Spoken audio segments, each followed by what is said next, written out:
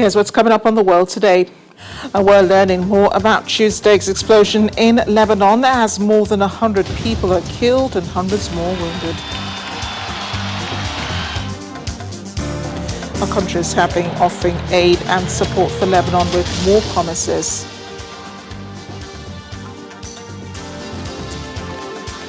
Plus, the number of COVID-19 deaths is on the rise, more than 700,000 as at today. A warm welcome to the program. I'm Amarachi Ubani. More people have lost their homes in Beirut as a result of Tuesday's explosion in the Lebanese capital. France says 21 of its citizens were injured in the incident. And the death toll has risen to 135 as of a few minutes ago and is likely to continue to rise as rescue services continue to look for more than 100 people still missing since the explosion. The Lebanese information minister has announced a 2-week state of emergency in Beirut, and the cabinet has asked security forces to ensure that no one tampers with the scene of the explosion.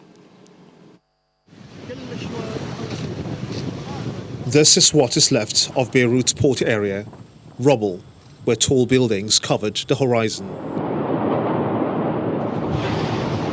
Tuesday's blast at port warehouses storing highly explosive materials was the most powerful in years in the city, already reeling from the economic crisis and a surge in coronavirus infections. The port area is left in ruins, and a cloud of black smoke was seen billowing from the rubble this morning, and evacuation teams scouring the rubble, looking for survivors or even bodies.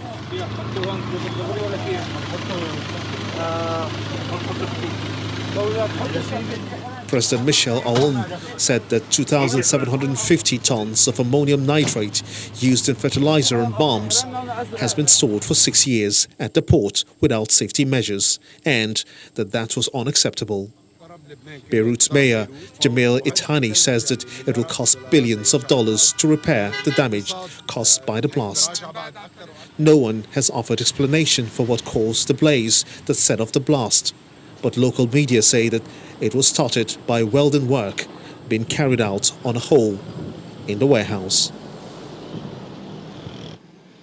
A lot of those who experienced the blast in the Lebanese capital said the explosion is the loudest they've heard ever. Footage from the scene and surrounding areas show extensive damage to the foundations of buildings, with rubble piling up on the streets, damaged cars and overturned furniture inside homes.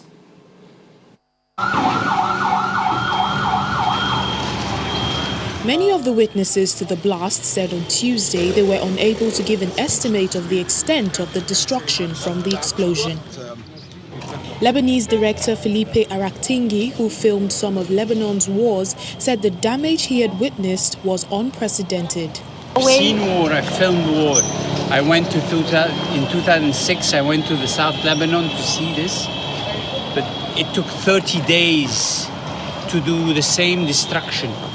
We had it in one explosion. It is a catastrophe. I've never seen something like that. Procurement engineer Carl Dagger said he had to go from one hospital to the next to treat his wound, but said he saw the facilities overwhelmed with people who were severely injured.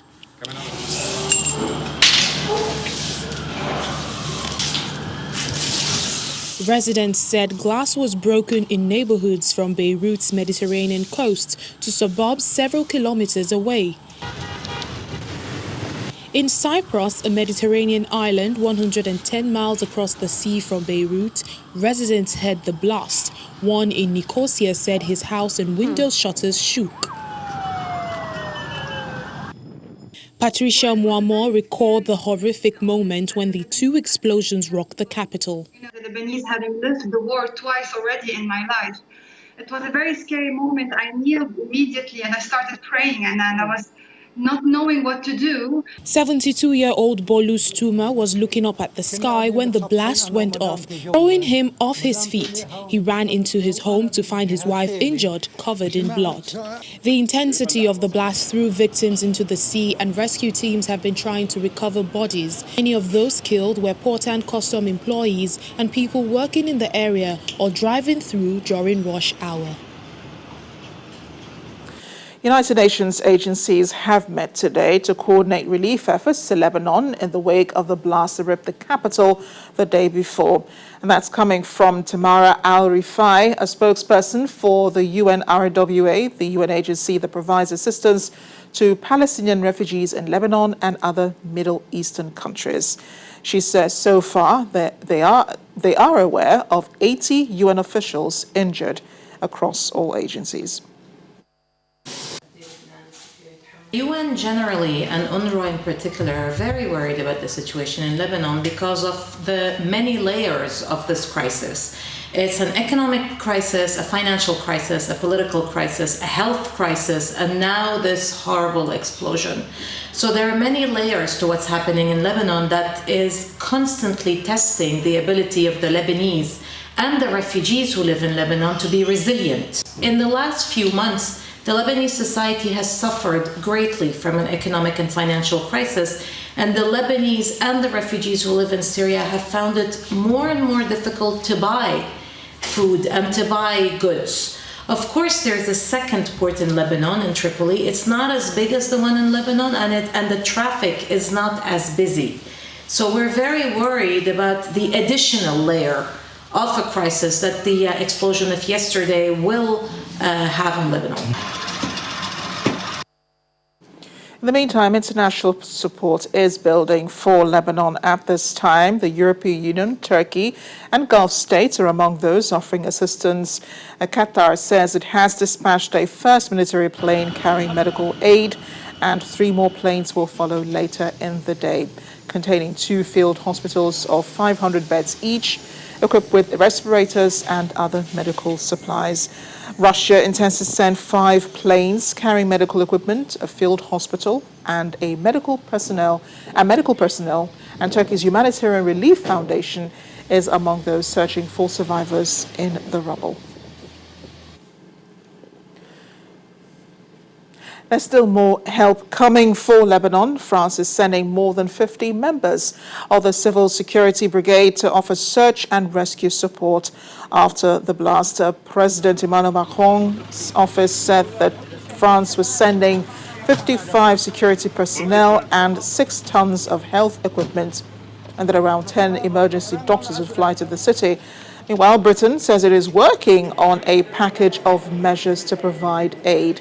British Business Minister Alok Sharma described the blast as an absolute tragedy, and the UK government wants to step forward to provide support.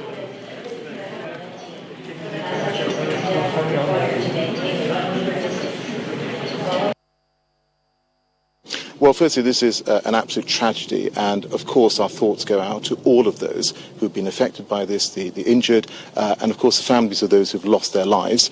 We've been very clear that we want to step forward and support Lebanon. We want to support the people in Beirut. We're working very urgently in terms of the package of measures, and I hope we'll be able to announce that shortly.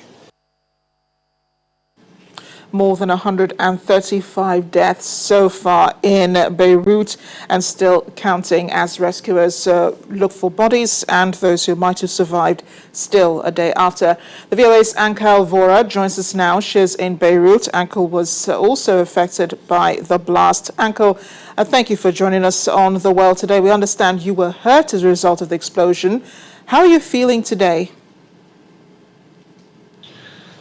Well, a friend of mine, and she just walked behind me actually, I'm staying at her house, took me to the doctor yesterday. She saw that I had 3 deep cuts here and took me to a doctor outside of Beirut because all the hospitals here were overwhelmed. And when we went there, the doctors gave me a lot of stitches here. They also took an x-ray of my foot, and I have now been told to essentially rest. Tomorrow I'm going to find out what's actually going on with my foot. I don't have any idea. But in terms of how I'm doing, I'm all right. I'm able to write. I'm able to think. Different parts of my body have started to now hurt. And I don't really know what's behind that. Perhaps one needs to take a bit of rest. But that urgency that I felt yesterday is not there anymore. I think as far as my health is concerned, the situation is under control because, as you can see, lots of friends around here, and we're all supporting each other. We're all journalists, and we're all supporting each other and looking after each other. Indeed, but we're glad you're okay, Anchal, and we do hope that you get the rest that you're supposed to get. But we do also understand there are more than 100 people who've been wounded in this incident. What more do we know about the nature of the injuries so far, and have there been any life-threatening ones? Well, of course there are. My Arabic teacher, a man who taught me Arabic 3 years ago, is in a hospital right now. He's admitted in a hospital and he has internal bleeding. That's one. My neighbor yesterday was found under her cupboard 5 hours after the explosions. So a lot of our friends were looking for her. They couldn't find her. Then 5 hours later, she was found under the cupboard. A lot of people in my neighborhood have told me that several buildings have collapsed and many of the people are still buried under debris. So yes, many people actually face it is life-threatening, in fact, for many people. We don't know specific ailments that people are going to have, but I was speaking to my doctor earlier and he said that I should be very cautious because sometimes it takes weeks for one to find out the exact impact that such an event can have on one's body. Indeed, and I know that a lot of people have lost their homes in Beirut. Just a quick one, and I know I wasn't supposed to ask this, but do you have any idea where people are camping at the moment? Well, friends' homes, really. Friends' homes. I mean, Lebanon has one great thing about it. The communities come alive in times of crisis. And I saw that yesterday as well. Within minutes, there were people on the street trying to help each other. Yesterday, when I went back to my home, there were so many people who came to offer help. They looked at my swollen foot. They offered me medicine. They offered me water, offered me food. They're already started to clean crushed glass.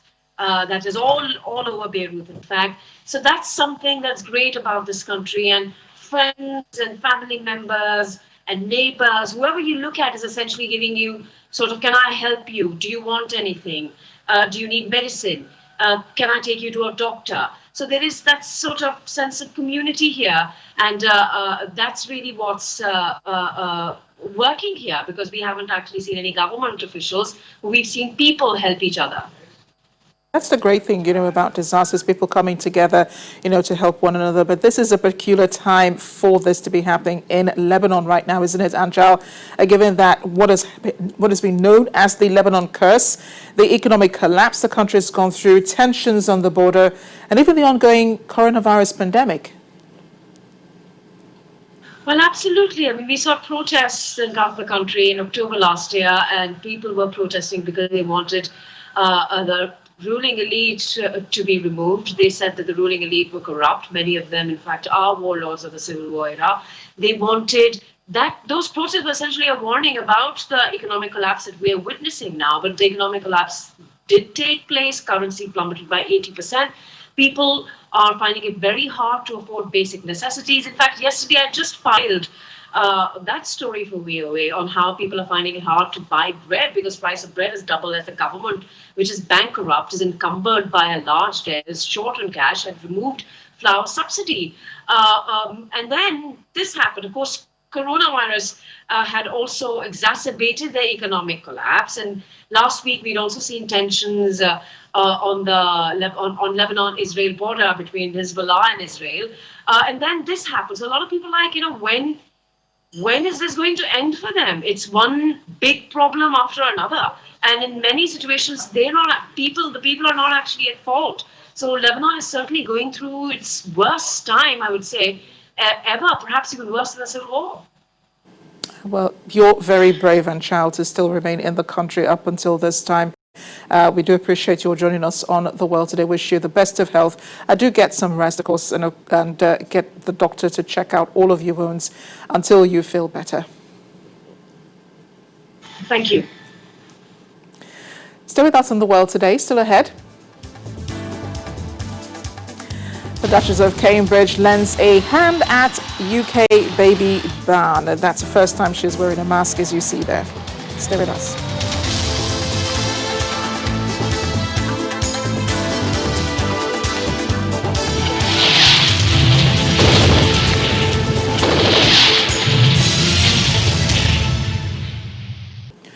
Welcome back. You're watching The World Today on Channels Television right here in Lagos. And for our viewers here in Nigeria, we're on Channel 420 on DSTV.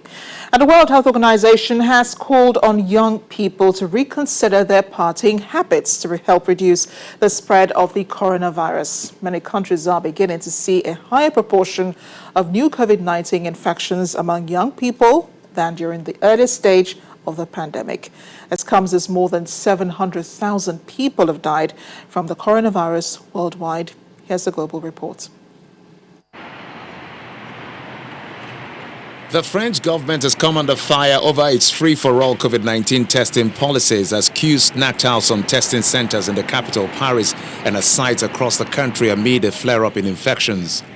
One leading federation of laboratories said an abrupt July 25 decree to make testing free of charge and without prescription piled pressure at the time many staff go on holiday. The country, like its neighbors, is witnessing a mushrooming of new coronavirus clusters. Meanwhile, authorities in Paris are expected to make the wearing of face masks compulsory in certain busy streets and other outdoor places in the city. Over in the UK, lockdown restrictions have been imposed in Aberdeen due to a coronavirus cluster in the city. Restrictions are also expected to be introduced in another city in northern England in the coming days after a rise in COVID-19 cases. The South African government says it is successfully managing the biggest COVID-19 surge on the African continent. The number of infections in the country passed 500,000 last week, a new milestone in the pandemic. The Health Minister, Wele Mkize, says the government has coped with the surge thus far, despite what he called challenges and glitches. Finally, the daily number of newly confirmed COVID-19 cases in India have exceeded 50,000 for the 7th consecutive day. The Ministry of Health says as many as 52,509 new COVID-19 cases were detected in the past 24 hours.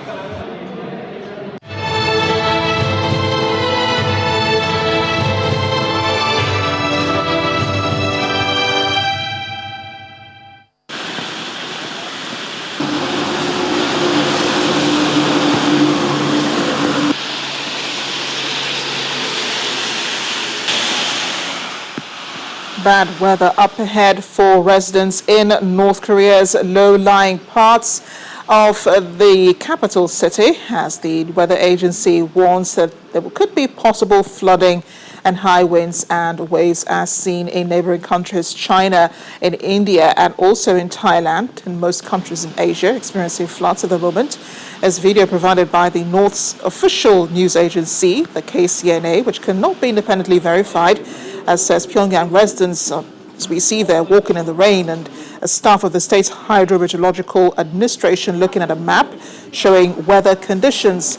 While state media reports did not mention any specific damage, this year's heavy rains are coming due to the summer harvest season. During the summer harvest season, raising concerns about food security in the country. The rain already appears to be hitting some of the major rice-growing areas of North Korea, according to research fellow at the Korea Rural Economic Institute in Seoul, Choi Yong-ho. In the United States, tropical storm Isaias killed at least 4 people on Tuesday as it made its way up the U.S. Atlantic coast, including 2 deaths at a North Carolina trailer park that was struck by a tornado spun off by hurricane-force winds. A storm knocked out power to more than 2.8 million homes and businesses from New York to North Carolina. Isaias, which was briefly a Category 1 hurricane when it made landfall in North Carolina late on Monday, reduced a mobile home park in the north of the state to rubble just hours later, leaving 2 people dead. In Mechanicsville, North Carolina, a large tree fell on a car, killing the driver. Elsewhere, strong winds from the storm knocked down trees and power lines across Massachusetts, leaving more than 220,000 customers without power. New York City, much of New Jersey, all of Massachusetts and other parts of New England went under a tornado watch. New York State officials temporarily shut down coronavirus testing centers just as a precaution. As of 11 p.m. on Tuesday, the storm was about 45 miles southeast of Montreal, Quebec, with maximum sustained winds of 45 miles per hour, according to the Miami-based U.S. National Hurricane Center. We still have a lot of folks here who are inside the area. We're waiting on high-wheeled vehicles from the National Guard. We've been on the phone with FEMA, and we've been deploying boats and other rescue assets in here to basically access people, search houses, and bring them out. It was crazy because I didn't expect our ears to pop, and it's kind of like the movies whenever you hear like the freight train and everything. Didn't expect that to be real, but it was. Ali and Saya, and they're going to bring Sarah. Hi, they're very nice. Hello. And there's the ever helpful, ever compassionate Duchess of Cambridge, Kate Middleton, visiting a baby bank in Sheffield on Tuesday to offer help to families in need. How cute is that baby? She was seen wearing a face mask and protective gloves for the first time in public and helped sort out items ready to be donated and met with parents and toddlers, of course. Kate has previously privately visited baby banks during the coronavirus pandemic, which has caused an increase in demand, but a decrease in the number of donations. The mother of three has devoted a significant amount of her work to children's early years, the period between pregnancy and the age of 5, including launching a nationwide survey on people's views on bringing up children. I know. Yeah, it's nice, isn't it? Beautiful stuff. Fine. Yes. But if you want to donate it back, we'll always accept it. Yeah. If they want. So in fact, the family that you're going to meet very shortly, we've been speaking for a week. No. And yeah. And have you missed having? Yeah. Wow! Oh, congratulations. Would you like to see? Yeah, is she there too? Oh my goodness. And Amy, have you got friends and family around you? Have you got a support network there? And that's something we should be doing, helping each other out. Thanks for watching. I'm Amarachi Ubani.